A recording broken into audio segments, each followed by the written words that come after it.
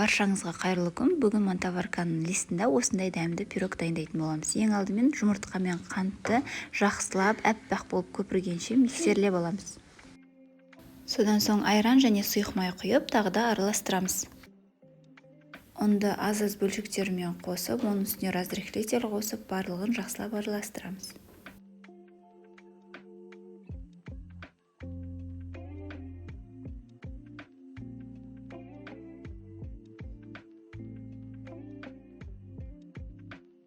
Біздің қамырымыз дайын. Енді мантаварканың листіне пергамент бумагасын жақсылап тұрып салып, шеттерін жабыстырып, үстінен қамырымызды құйып аламыз.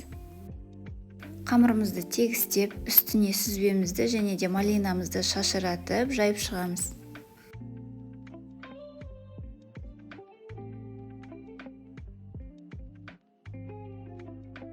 Осылайша 180 градуста қызып тұрған пешімізге 40-45 минутқа салып, пирогымызды пісіріп аламыз. Мінекей біздің пирогымыз дайын болды.